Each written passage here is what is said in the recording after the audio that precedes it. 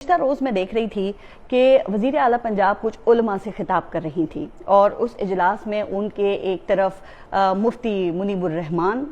بیٹھے ہوئے تھے اور دوسری طرف مفتی راغب نعیمی بیٹھے ہوئے تھے۔ تو ان مفتیان کرام کے درمیان بیٹھ کر مریم نواز نے فرمایا کہ جس کرسی پر میں بیٹھی ہوں یہ مجھے اللہ تعالیٰ نے دی ہے۔ اچھا جی، اب کہنے کو تو اس بات سے بھلا کون انکار کر سکتا ہے، کیونکہ جو کچھ ہوتا ہے وہ ظاہر ہے کہ اللہ کی مرضی سے ہی ہوتا ہے، لیکن خیر اور شر میں کس چیز کا انتخاب کرنا ہے اس کا اختیار تو اللہ تعالیٰ نے بہرحال انسان کو ہی دیا ہے نا۔ اب اگر کوئی برا کام کرے اور پھر یہ کہے کہ یہ تو اللہ کے حکم سے کیا ہے تو جناب پھر ایسا نہیں ہے،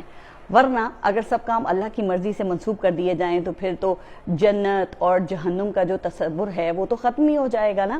ظاہر ہے کہ پھر حساب کتاب کی کیا ضرورت ہے جب ہر کام کی ذمہ داری آپ نے اوپر والے کے کھاتے میں ہی ڈالنی ہے۔ اب کوئی مریم نواز سے یہ پوچھے کہ کیا یہ فارم 47 اللہ میاں نے دیا یا سکندر میاں نے؟ کیا پنجاب کی وزارت اعلیٰ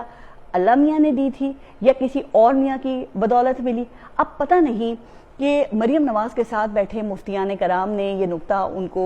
سمجھایا ہے یا نہیں، لیکن جو بات مجھے سمجھ میں آ رہی ہے نا وہ یہ کہ مفتیان کو اس میٹنگ میں حاضر کرانے کا فریضہ بھی کسی اور نے ہی سر انجام دیا ہے، چونکہ عمران خان کے دور میں یہی مفتی منیب الرحمان تھے جو کہ ٹی ایل پی کے معاملے پر دھمکیاں دے رہے تھے، حالانکہ اس وقت ٹی ایل پی کے ساتھ کوئی سختی نہیں کی گئی تھی۔ آج ٹی ایل پی کا صفایا ہو گیا ہے اور مفتی منیب الرحمان وہ جناب حکومت کی ہاں میں ہاں ملاتے ہوئے دکھائی دیتے ہیں۔ اب ہو سکتا ہے کہ اللہ میاں نے ان کے دل میں یہ سافٹ کارنر پیدا کر دیا ہو، لیکن جناب مشرف کے دور سے لے کے اب تک کے شواہد یہی بتاتے ہیں کہ مفتیان کرام جو ہیں وہ دل سے نہیں، وہ دماغ سے کام لیتے ہیں۔ ظاہر ہے کہ دماغ سے کام نہ لیں تو پھر حلال اور حرام کی جو دلیلیں ہیں وہ کہاں سے لے کر آئیں گے۔